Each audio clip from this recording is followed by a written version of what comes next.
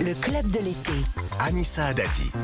Le club de l'été d'Anne-Marie Vin jusqu'à 11h sur Europe avec toute l'équipe, Clément Lanoux, Julien Pichenet et Loïs Goua. Alors Anne, si vous le voulez bien, on va retracer une partie de votre carrière. Il nous faudrait bien plus de 2 heures. C'est le portrait sonore. On va vous faire écouter des petits sons et vous allez nous dire ce que ça vous évoque. Voici le premier.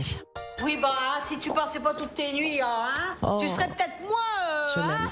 C'est Isabelle Nanty. Parce qu'il faut voir... Non ?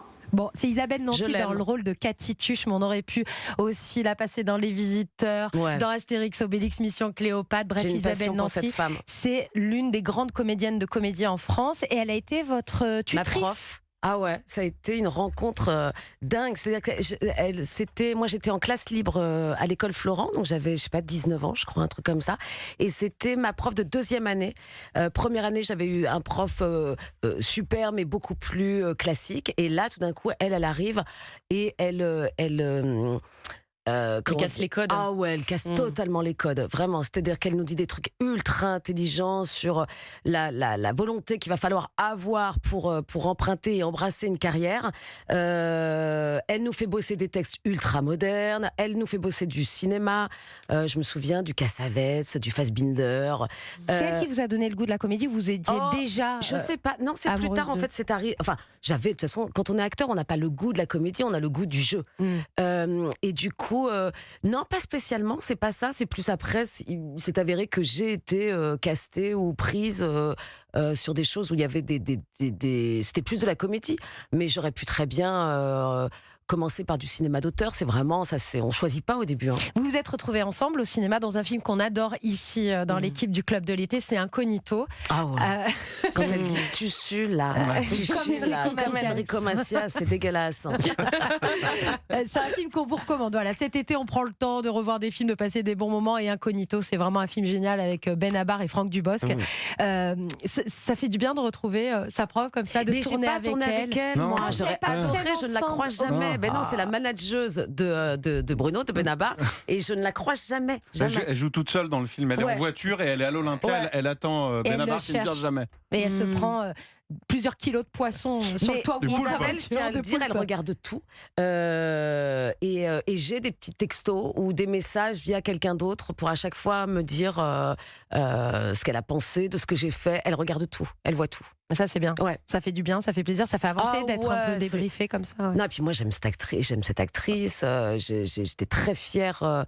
Qu'elle continue, parce qu'en plus, elle est très frontale, Isabelle. Elle dit ce qu'elle pense. Donc, elle pourrait. Enfin, je veux dire, c'est pas quelqu'un qui est que dans la bienveillance absolue tout le temps. C'est-à-dire, si elle a un truc à dire sur une carrière, elle le dirait. Elle les cache. À une de ses élèves. Et vous avez joué, du coup, une fois, même un autre film ou autre chose, avec elle vraiment? Non, jamais. Faut que ça arrive.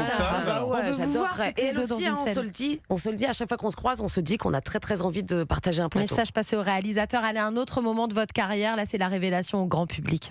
Bonsoir. Salut. Bonjour tout le monde. Antoine Vermepouc, t'en es vacarette. Vous devez être monsieur Abrams? Annabelle de Conac. Je suis au guichet courrier recommandé, je fais aussi un peu de compta. Bonjour, vous pouvez montrer mon bureau? Ouais, je vous y accompagne. Annabelle, c'est bien sûr dans Bienvenue chez les Ch'tis, avec cet accent du Nord très prononcé. Bon, vous êtes de l'Oise. Je suis de l'Oise. Cette révélation au grand public, 20 millions de spectateurs, 21 millions, sans parler des diffusions à la télévision qui font à chaque fois plusieurs millions de téléspectateurs. C'est le vrai tournant de votre carrière, si aujourd'hui on devait faire un retour en arrière? Plus que ça, parce que je pense pas qu'on puisse l'appeler un tournant. C'est-à-dire que ce qui s'est passé, c'est tellement extraordinaire et je pense que ça n'arrivera plus, en tous les cas pour moi, ou alors vraiment je serais hyper chanceuse. Mais vivre c'est-à-dire, déjà le tournage, il était génial, mais il était j'allais dire artisanal, faut peut-être pas déconner parce que c'était un film comme à 8 millions. Vous ne pensiez pas que ça ferait 21 millions d'entrées? Pas du tout. C'était une histoire très personnelle que Dany avait envie de raconter sur lui, sa famille et tout. Et tout d'un coup, ce qui s'est passé, c'est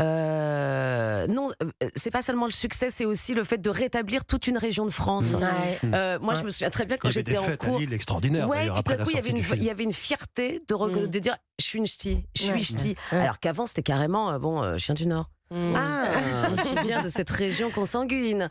Il y avait vraiment ça quand même. C'est-à-dire que le Nord, c'était les misérables, quoi. C'était Claude Berry, c'était horrible. C'était vraiment que des gens, les mineurs, le chômage, même l'alcool. sur le tourisme. Hein.